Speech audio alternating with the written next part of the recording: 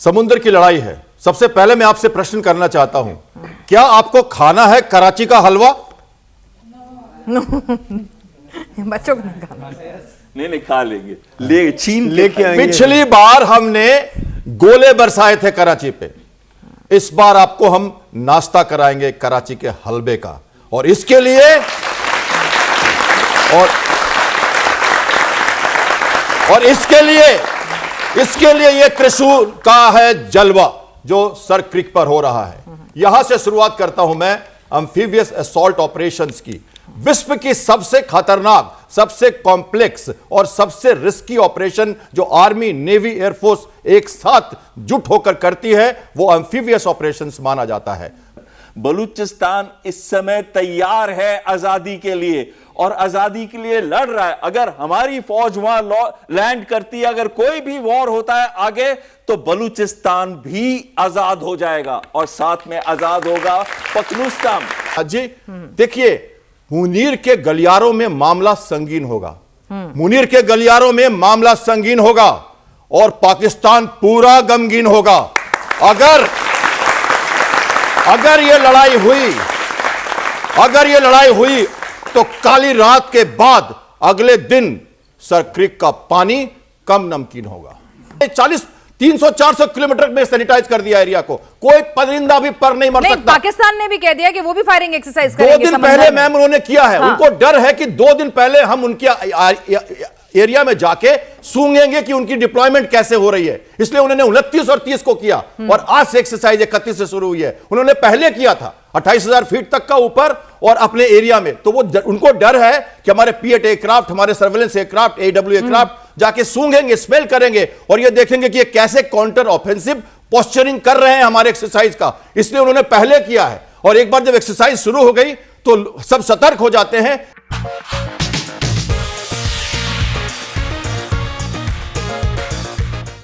Sir, जिस तरह से नेवी की तरफ से बयान आया, एक्सरसाइज होती है आमतौर पे नेवी शांत रहती है क्योंकि जब भी वो बोलते हैं तो बड़ा होता है और बड़ा ही हमला होता है। और इस बार तो पीएम ने, रक्षा मंत्री ने, सबने कह दिया कि भाई आपको मौका नहीं मिलता है हर बार, इस बार आप ही शुरुआत करना।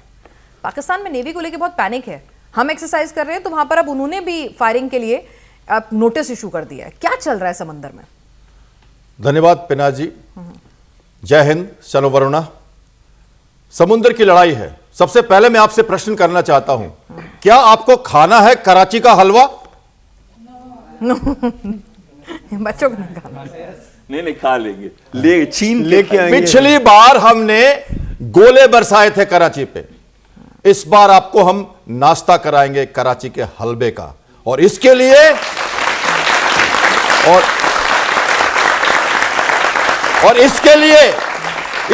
ये त्रिशूल का है जलवा जो सर क्रिक पर हो रहा है। यहां से शुरुआत करता हूं मैं एम्फीबियस असॉल्ट ऑपरेशंस की। विश्व की सबसे खतरनाक, सबसे कॉम्प्लेक्स और सबसे रिस्की ऑपरेशन जो आर्मी, नेवी, एयरफोर्स एक साथ जुट होकर करती है वो एम्फीबियस ऑपरेशंस माना जाता है। पिछली बार हमने ओस्मारा और चावार एयरपोर्ट के ऊपर हमने उनके ऊपर कोशिश की थी मारने की, लेकिन हमने वो नहीं किया। मुश्किल है वहां पे लैंडिंग करना, लेकिन अगर आपका JOPK सुरक्षित है, अब कुछ हो नहीं रहा उधर, हमने बंद कर दिया है।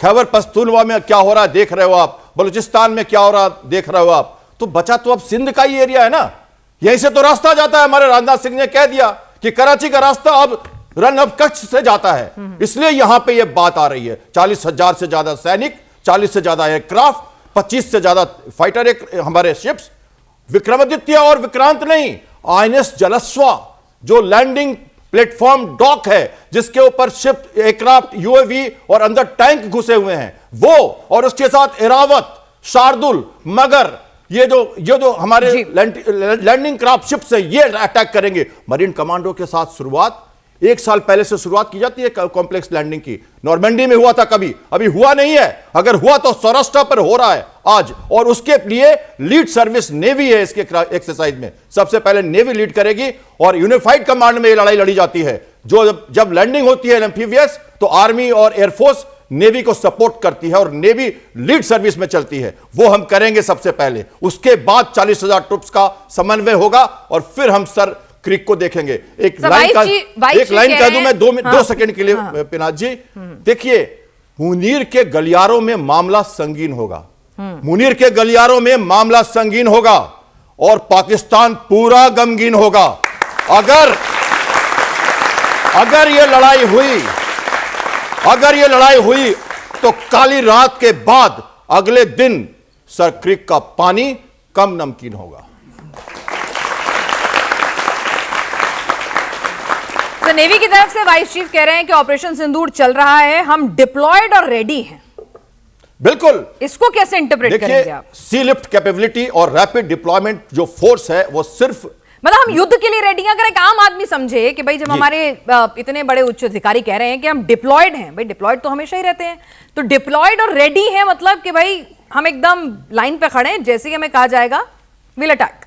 Pinaka ji as warship captain मैं कह सकता हूं आपको कि जब भी मैं सेल किया तो मैंने अपने पूरे आर्ममेंट के साथ सेल किया। हमारी सबमरीन अरिहंत अरिघट जहां खड़ी है वो पूरे वॉर पेट्रोल पर है, पूरे अम्युनिशन के साथ है। उसे एक स्ट्रेटेजिक कोड मिलना है सिर्फ प्रधानमंत्री से और स्ट्रेटेजिक कमांड वो फायर कर देगा अपना बैलिस्टिक मिसाइल। उसे किसी से पूछने की जरूरत नहीं है, वो फुल्ली डिप्लॉयड है। इंडियन नेवी हमेशा हर हालत में पूरी तरह डिप्लॉयड रहती है। यह एक यूनिक अपना तरीका है नेवी का, क्योंकि नेवी जब हार्बर से निकलती है तो वो वापस नहीं आती फ्यूलिंग के लिए, उसे वही फ्यूलिंग किया जाता है, वही अम्युनिशन दिया जाता है और वही रैपिड डिप्लॉयमेंट किया जाता है। सी लिफ्ट कैपेबिलिटी में ये जो शिप्स हैं हमेशा रेडी रहते हैं। आप कह सकते हो मेरी तरफ से कि अगर एक्सरसाइज, देखिए 2 दिन पहले नोटाम दिया है सर ने, बताया आपको notice to mariner, notice to हमारे जो मैरिनर्स भी उसी होते हैं, notice to airman, notice to mariner, nav area warning. हमने 300-400 किलोमीटर में सैनिटाइज कर दिया एरिया को, कोई परिंदा भी पर नहीं मर सकता। पाकिस्तान ने भी कह दिया कि वो भी फायरिंग एक्सरसाइज 2 दिन पहले मैम उन्होंने किया है। हाँ। उनको डर है कि 2 दिन पहले हम उनके